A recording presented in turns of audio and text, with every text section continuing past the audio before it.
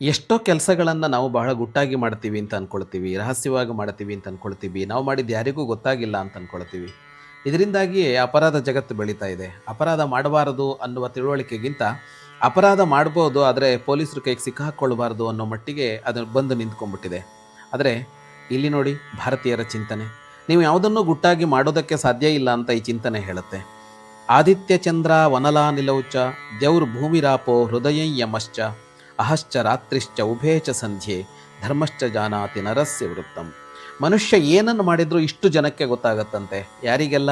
ಸೂರ್ಯನಿಗೆ, ಚಂದ್ರನಿಗೆ, ಗಾಳಿಗೆ, ಬೆಂಕಿಗೆ, ಭೂಮಿಗೆ, ಆಕಾಶಕ್ಕೆ, ಜಲಕ್ಕೆ, ಅಂದರೆ ಪಂಚಭೂತಗಳಿಗೆಲ್ಲ ಗೊತ್ತಾಗತ್ತೆ. ಸೂರ್ಯಚಂದ್ರರಿಗೂ ಗೊತ್ತಾಗತ್ತೆ, ಹೃದಯಕ್ಕೆ ಗೊತ್ತಾಗತ್ತೆ, ಅವನ ಹೃದಯಕ್ಕೆ ಗೊತ್ತಾಗತ್ತೆ, ಅಂತಃಸಾಕ್ಷಿಗೆ ಮತ್ತು ಯಮನಿಗೆ ಗೊತ್ತಾಗತ್ತೆ, ಹಗಲಿಗೆ ಗೊತ್ತಾಗತ್ತೆ, ರಾತ್ರಿಗೆ ಗೊತ್ತಾಗತ್ತೆ, ಮತ್ತು ಹಗಲು ರಾತ್ರಿಗಳ ಸಂಧಿಕಾಲಗಳಿಗೆ ಗೊತ್ತಾಗತ್ತೆ, ಮತ್ತು ಧರ್ಮಕ್ಕೆ ಮನುಷ್ಯ ಏನು ಮಾಡ್ತಾನೋ ಅದು ಗೊತ್ತಾಗಿಯೇ ಗೊತ್ತಾಗತ್ತೆ.